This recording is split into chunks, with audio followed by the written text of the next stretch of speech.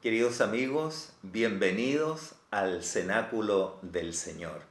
Un tiempo de adoración, un tiempo de reflexión de su palabra y por supuesto un tiempo también de oración, que todos la necesitamos mucho, dirigirnos a Cristo para que Él nuestras vidas las encamine de la mejor forma, para que nos ayude en nuestros problemas y a la vez también, por supuesto, para agradecerle por su eterna bendición para con nosotros.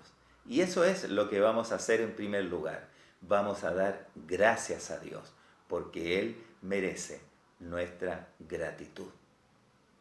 Padre, te doy gracias porque nuevamente nos reúnes y comunicas contigo, Señor, a través de este cenáculo. Gracias, Padre, por ser tan bueno con nosotros y darnos todo lo necesario para vivir. Darnos el alimento, la salud, la vida, familia, hijos, esposa, esposo, en fin, todas tus bondades, Señor. Y sobre todo, gracias, Padre, por la salvación de nuestras almas, porque enviaste a tu Hijo Jesús a morir por nosotros. Él tomó nuestro lugar allí en la cruz y por Él somos ahora limpios de todo pecado y permanecemos en tu amor. Padre, gracias por tu Espíritu Santo también, que mora en nuestras vidas y que nos guía a toda verdad y a toda justicia. En el nombre de Cristo, amén. Ustedes también pueden dar gracias al Señor. Voy a permanecer un tiempo en silencio para que ustedes también eleven esas oraciones de gratitud, quizás por asuntos más específicos familiares que ustedes tengan, y pueden hacerlo con toda libertad en sus hogares. Oremos.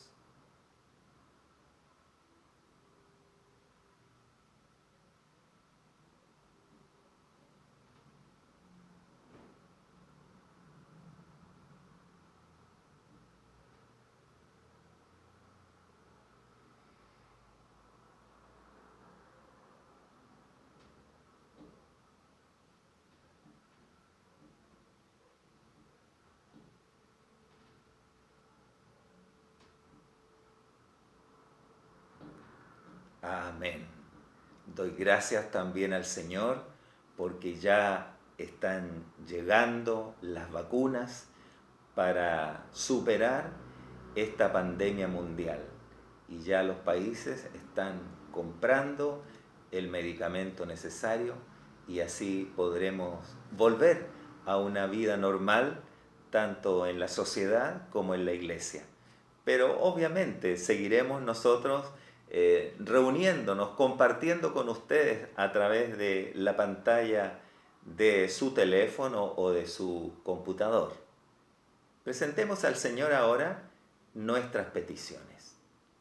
Con toda fe, con toda confianza, dirijámonos al Padre. Padre, en el nombre de Jesús, te ruego por la salud de nuestra amiga y hermana Gabriela Águila, quien está en estos días en cama, en reposo, por un problema de tipo nervioso que ella tiene. Te ruego, Señor, tú que has creado su cuerpo, tú que conoces cada detalle de nuestro organismo, que tú, Señor, lo trates a ella. Trata su cuerpo y sánalo. Te ruego que pongas tu mano sanadora, porque tú eres nuestro sanador. Ponla sobre nuestra hermana Gabriela para que ella se sienta mejor y pueda volver a estar en su hogar, con su hija, con su esposo, en la forma normal de cada día y también quizás volver a su trabajo. Padre amado, te pido por nuestra amiga y hermana Gabriela Águila para que tú obres milagro en su vida. Dale tranquilidad, dale paz.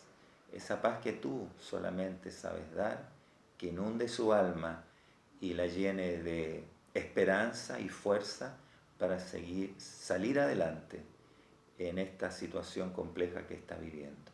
Te lo pido en el nombre de Jesús. Amén. Presentémosle al Señor nuestras peticiones.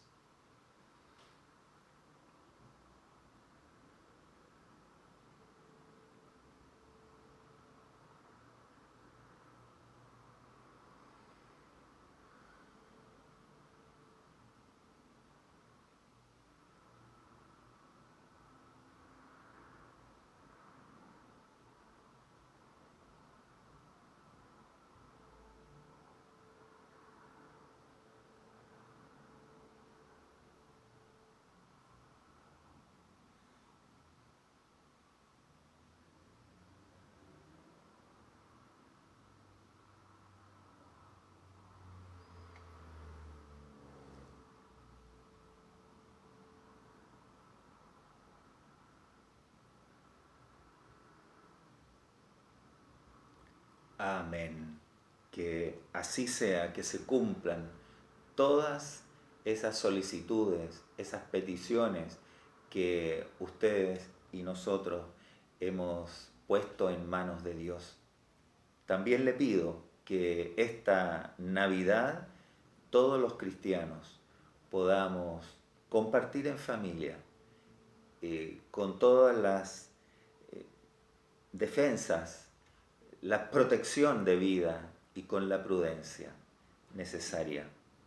Padre, te ruego por todas las familias de tu iglesia, Señor, extendida en todo lugar de la tierra, en todo continente, para que tengan una noche de paz, de contentamiento, una noche muy espiritual en comunión contigo, para que renueve cada familia sus votos de fe con Cristo, para continuar sirviéndolo y bendiciendo al mundo con la palabra del Evangelio.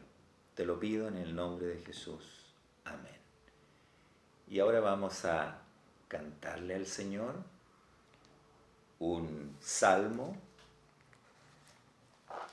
que aparece, por supuesto, en el libro de Salmos, en el capítulo 51, que es una plegaria pidiendo purificación, perdón, es un canto de arrepentimiento. Todos en realidad necesitamos ese tiempo también de reconocer nuestros pecados, reconocer que hemos faltado muchas veces, sea de palabra, que hemos dicho una palabra inadecuada, o de pensamiento, hemos pensado mal, dañinamente contra alguien, o sencillamente de omisión. No hemos hecho lo que Dios desea que hagamos. Por ejemplo, frente a una persona con necesidad, la indiferencia. Ese es un pecado de omisión, porque lo que debemos hacer es preocuparnos de aquel que vemos que está en problemas. Ayudarlo de alguna forma, escuchándolo, una palabra de aliento, una oración, una acción concreta también, económica, por ejemplo. Así es que acá tenemos un canto que dice: ten piedad de mí, oh Dios, conforme a tu misericordia, conforme a la multitud de tus piedades, borra mis rebeliones. Lávame más y más de mi maldad y límpiame de mi pecado. Es el salmo que escribió David cuando, después que se allegó a su vecina Betsabé, que adulteraron ambos, y hizo ese acto tan perverso de mandar al esposo de Betsabé al frente de batalla para que muriera, y así resultó ser, y él quedarse con su esposa. Pero vino Natán el profeta y le contó una parábola que quedó David en evidencia de su pecado y lleno de arrepentimiento y dolor, entonces él le dice al Señor: ten piedad de mí, oh Dios. También nosotros somos pecadores y podemos reconocer nuestro daño a otros y a Dios y a nosotros mismos también, y decirle: ten piedad de mí, oh Dios. Ten piedad de mí, oh Dios, conforme a tu misericordia, conforme a la multitud de tus piedades, borra mis rebeliones. Lávame más y más de mi maldad y límpiame de mi pecado. Lávame más y más de mi maldad y límpiame de mi pecado. Ten piedad de mí, oh Dios, conforme a tu misericordia, conforme a la multitud de tus piedades, borra mis rebeliones. Lávame más y más de mi maldad y límpiame de mi pecado. Lávame más y más de mi maldad y límpiame de mi pecado. Porque yo reconozco mis rebeliones y mi pecado está siempre delante de mí. Contra ti solo he pecado y he hecho lo malo delante de tus ojos, para que seas reconocido justo en tu palabra y tenido por puro en tu juicio. Ten piedad de mí, oh Dios, conforme a tu misericordia, conforme a la multitud de tus piedades, borra mis rebeliones. Lávame más y más de mi maldad y límpiame de mi pecado. Lávame más y más de mi maldad y límpiame de mi pecado.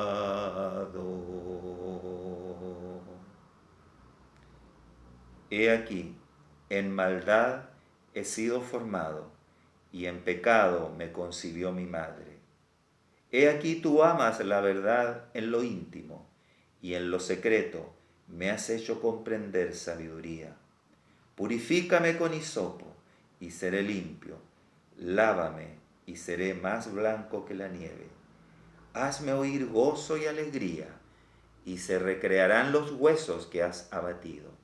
Esconde tu rostro de mis pecados y borra todas mis maldades. Crea en mí, oh Dios, un corazón limpio y renueva un espíritu recto dentro de mí. No me eches de delante de ti y no quites de mí tu Santo Espíritu. Vuélveme el gozo de tu salvación y espíritu noble me sustente.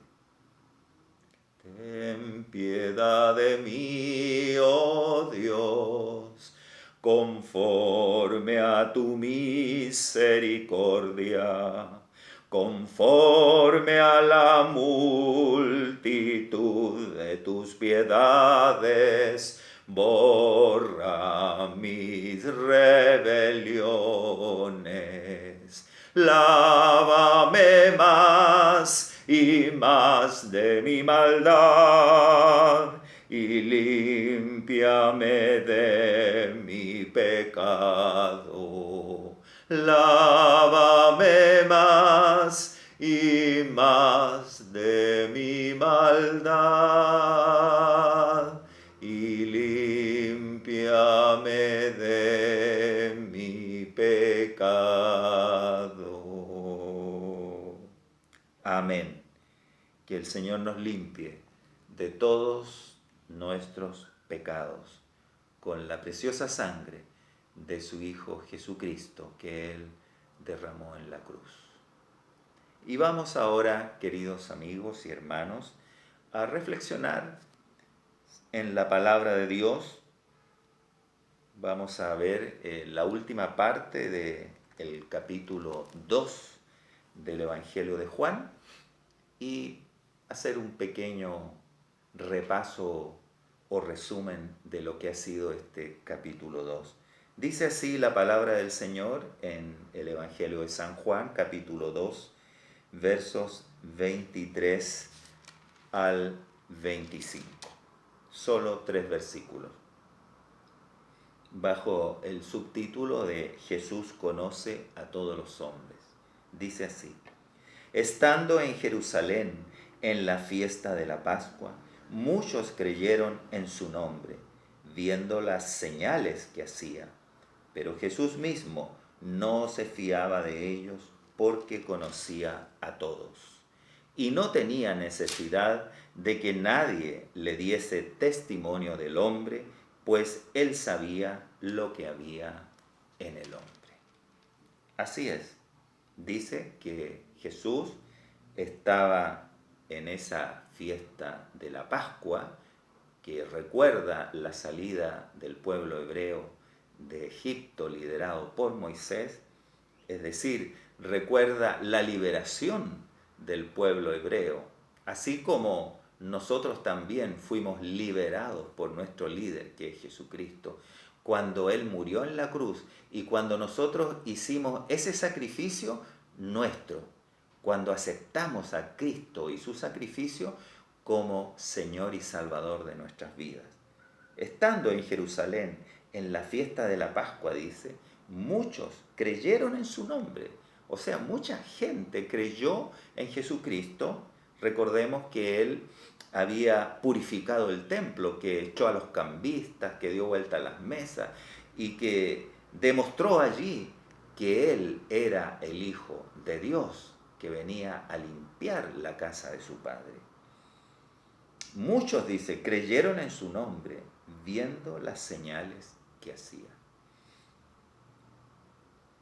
Pero Jesús mismo no se fiaba de ellos, porque conocía a todos.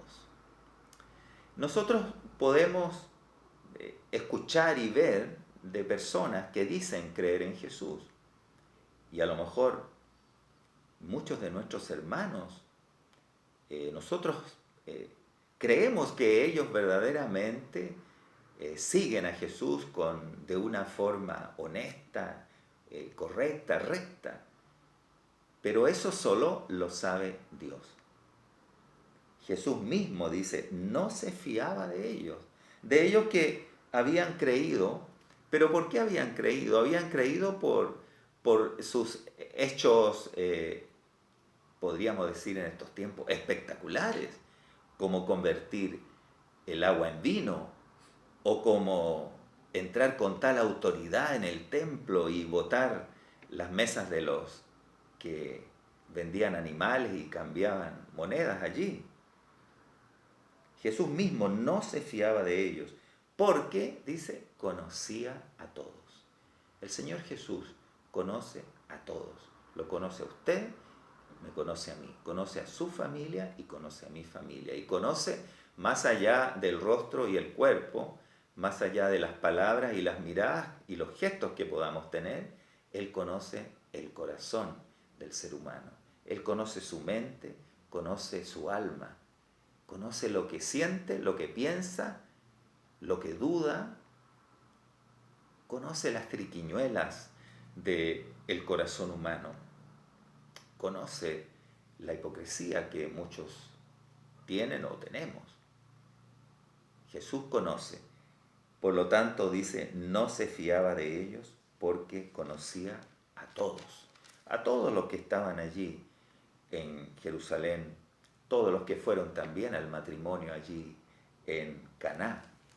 El Señor los conocía porque Él era hombre, por supuesto, pero también era Dios, el Hijo de Dios. Y dice el versículo 25 que no tenía necesidad de que nadie le diese testimonio del hombre. No tenía necesidad de que viniese otro a explicarle cómo era esa persona. Cuando en un trabajo alguien quiere involucrarse en esa labor y pide empleo, entonces el jefe de ese trabajo le pide unas recomendaciones y le pide también un currículum, porque desconoce a esa persona que viene a pedir allí trabajo, entonces necesita antecedentes. Pero Dios no es así, Él ya tiene todos los antecedentes nuestros. Él conoce toda nuestra vida, conoce todas nuestras buenas acciones y nuestras malas acciones. Él conoce nuestros pensamientos y sabe cómo pensamos y cómo sentimos cuando estamos solos, cuando nadie nos ve. Y podemos pensar, sentir, hacer, decir cosas que a lo mejor no son agradables a la fe, no son agradables a Dios. Pero nosotros pensamos que nadie nos ve, que nadie nos escucha, que nadie lo sabe. Pero Él sí ve, sabe y escucha todo lo que hay en el corazón del hombre. No necesita que nadie le dé testimonio del hombre o de la mujer. Pues, dice, Él sabía lo que había en el hombre. Y aquí, con este texto que hemos leído, este breve texto, tenemos nosotros la tercera razón que da el apóstol Juan en su evangelio para decir que Jesucristo es el Hijo de Dios. Eso es finalmente el propósito del evangelio de Juan, demostrarnos que Jesucristo es el Hijo de Dios, es el Mesías prometido, es el Salvador del mundo, es el Señor Jesucristo. Esta es la tercera razón que Él da, de que Él es Dios porque conoce el corazón de todo ser humano. Todos, usa la palabra todos. La segunda, vamos a ir hacia atrás, la segunda razón de que Jesús es el Hijo de Dios se demuestra allí en el verso 19, cuando dice, respondió Jesús y les dijo, destruid este templo y en 3 días lo levantaré. Claro, los que le escucharon pensaron que se refería al templo de Salomón, al templo de Jerusalén, al templo este que había ayudado a reconstruir Herodes el Grande. Pero Jesús se estaba refiriendo a su propio cuerpo. Dice el verso 21, más él hablaba del templo de su cuerpo. Por tanto, cuando resucitó de entre los muertos, sus discípulos se acordaron de lo que había dicho. Ahí entonces está una segunda razón que da el apóstol Juan de que Jesús es el todopoderoso Hijo de Dios. Y la primera razón es cuando habla Jesús allí en el templo, cuando da vuelta a las mesas de los cambistas y dice, quitad de aquí esto y no hagáis de la casa de mi Padre casa de mercado. Importante porque dice de mi Padre. Se está refiriendo a que Él es el Hijo del Padre, el Hijo de Dios. 3 razones que da Juan para demostrar que Jesucristo es el Hijo de Dios. Y a través de todo el Evangelio va a ir poniendo paso a paso razones de que Cristo es el Cristo, el Mesías anunciado, el Hijo de Dios. Y en la primera parte del capítulo 2 tenemos una de las 7 señales que dio Jesús. Acá en el Evangelio de Juan, Juan escogió 7 señales, porque son muchas más, de que Jesucristo es el Hijo de Dios. Señales, signos ya concretos, milagros, hechos muy espectaculares, muy tremendos, de que realmente algo que no puede hacer ningún ser humano, solamente Dios podría hacerlo, porque ni usted ni yo podemos transformar el agua en vino. Quizás a lo mejor un químico, pero seguramente al poner una sustancia podrá hacer algo parecido, pero sabemos que el vino es producto de la vid y el agua ninguna relación con la vid, ¿no? Entonces es la primera señal que aparece en el Evangelio de San Juan de que Jesucristo es el Hijo de Dios Todopoderoso, porque Él transformó el agua en vino. Son 7 señales que aparecen en el Evangelio del Juan. Primero, convierte el agua en vino, porque Él es Señor de todo lo creado y puede hacer todas las transformaciones que quiera. Después, más adelante, vamos a ver cómo sana al hijo de un oficial del rey. También vamos a ver cómo sana al paralítico de Betesda, aquel hombre que estaba allí sentado frente a esa gran piscina donde emanaba agua y cada cierto rato salían unas burbujas. La gente decía que un ángel bajaba y tocaba esas aguas. Entonces todos esperaban ese momento para entrar, y los enfermos que estaban allí, y entonces se produjera el milagro de la sanidad. Y este paralítico no podía acercarse. Bueno, más adelante vamos a ver ese hecho maravilloso que es el tercer signo, la tercera señal que escribe Juan acá en el Evangelio de Juan. La cuarta es cuando alimenta a 5.000 personas con apenas 5 panes y 2 peces. Entonces es también ese un hecho maravilloso que está señalando que Jesús es el Hijo de Dios. El quinto es cuando camina sobre las aguas. ¿Recuerda usted? Camina sobre las aguas y llama a Pedro, y Pedro a veces se hunde, y además él, el Señor, calma la tempestad. O sea, tiene poder sobre la naturaleza en su furia, en su movimiento. Tiene ese poder Cristo. Tiene poder sobre las enfermedades, tiene todos los poderes, es todopoderoso. El sexto signo o señal de estas 7 señales es cuando sana a un ciego de nacimiento. ¿Cierto? Le dice, le escupe en su ojo y le pone lodo, barro en su vista, y le dice que se vaya a limpiar la vista, los ojos, al estanque de Siloé, que significa el enviado.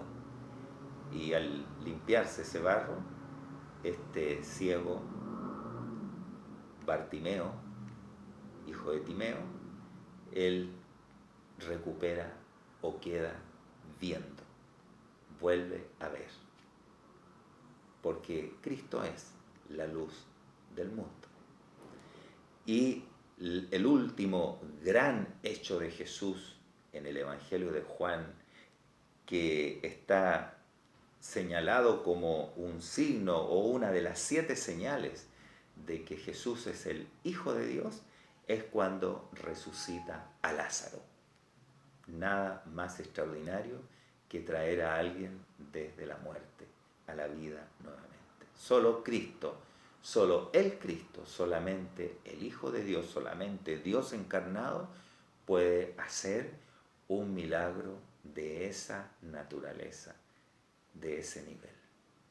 Así es que este capítulo 2 de Juan nos encamina en un sendero maravilloso de la vida de Jesús, en que ya Él empieza a mostrarse como el Hijo de Dios. Primero, claro, su mamá lo impulsa a que convierta el agua en vino y resuelva el problema de esa fiesta, pero luego Él entra en Jerusalén y echa a los mercaderes, a aquellos que estaban haciendo comercio con las cosas de la fe, y así entonces Juan demuestra que Jesús es el Hijo de Dios, porque Jesús dice que en la casa de su Padre no se debe hacer aquello. Y luego, cuando declara que Él en 3 días puede levantar nuevamente el templo que se ha derrumbado, que en ese caso era el templo de su cuerpo, y todos sabemos que Él, luego de muerto, resucitó al 3er día de entre los muertos. Y finalmente, terminando ahí el capítulo 2, nos dice que Él conoce el corazón de cada ser humano. Él conoce los pensamientos, lo que hay en cada uno de nosotros. Ese es nuestro Dios, ese es Jesucristo, el único Dios verdadero, el Hijo de Dios, que se hizo hombre, que vino a esta tierra a entregar su evangelio de amor, a morir por nosotros para darnos la salvación eterna, y luego resucitó de entre los muertos y ascendió hasta los cielos para enviar desde allá su Espíritu Santo a morar en el corazón de cada creyente que le reciba a Él como su Salvador y Señor. Que el Señor le bendiga. Hagamos una oración dándole gracias a Dios por este capítulo 2 del Evangelio de Juan, por esta palabra hermosa, y pidámosle también que Él nos siga alimentando espiritualmente con su palabra, con su Espíritu Santo, con su presencia en nuestro interior.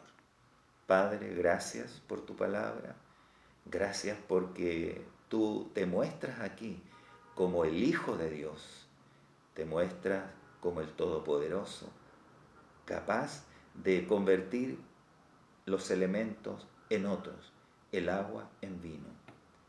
También muestras que eres el Hijo de Dios porque llamas a Dios tu Padre, porque quieres limpiar la casa de Dios de toda cosa inmunda, de todo comercio, de toda cosa negativa, de todo lo impropio, lo que no debe haber. Perdónanos, Padre, si alguna vez, Señor, nosotros hacemos o apoyamos situaciones que no son éticas, Padre, en tu obra. Padre amado, gracias por tu palabra que nos muestra que tú conoces profundamente el corazón de cada uno. Permite que podamos vivir siempre con esa conciencia, con ese conocimiento de que tú estás viéndonos, que tú nos estás mirando todo nuestro proceder. Quiera Dios Padre que siempre hagamos lo que es correcto. Ayúdanos, Señor, a luchar contra nuestro pecado, contra nuestra debilidad, que está más interiormente que exteriormente. Te rogamos, Padre, que obres en nuestro corazón, en nuestra mente, en nuestra alma. En el nombre de Jesús. Amén. Queridos amigos y hermanos, que el Señor les bendiga. Nos volveremos a encontrar la próxima semana, si Dios así lo permite. Y ahora vamos a recibir la bendición de Dios. Que la gracia del Señor Jesucristo, el amor del Padre y la comunión del Espíritu Santo sea con todos vosotros. Amén. Que el Señor les bendiga. Hasta una próxima oportunidad.